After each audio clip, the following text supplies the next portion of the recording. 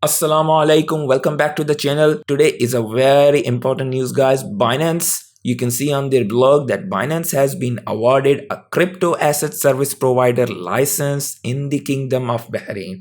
As couple of days before, I had shared with you on my channel that Binance has applied to Central Bank of Bahrain in principle for getting the license, one of the first license in GCC. So finally, they have been awarded with the license in the Kingdom of Bahrain. You can see the same post on the CEO of Binance tweet that Binance has been granted the first license as a global crypto service provider in GCC by Central Bank of Bahrain.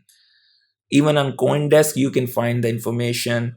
Forbes also does mention this information. Bean Crypto also you'll be able to find this information. In couple of other news websites, you'll be able to find this information like Euronews and gulfbusiness.com. So this will increase competition within this region. Plus the local crypto exchanges will be having an extreme competition now. Plus another news from the Rain exchange, they recently added a lot more coins on their website, which is a good starting point for us as the customers. As the competition increases, definitely as the end users, we are going to get value out of it. Plus, those all exchanges are regulated in Bahrain. That's the most important thing.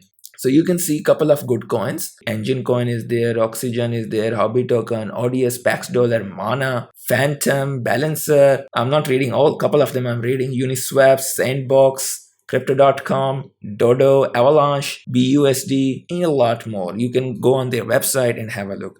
Let me know in the comments below if you like to have a short, precise news bulletins on daily basis about crypto. For now, if you like this video, make sure to press the like button and consider to subscribe the channel. That's it for today. Allah Hafiz.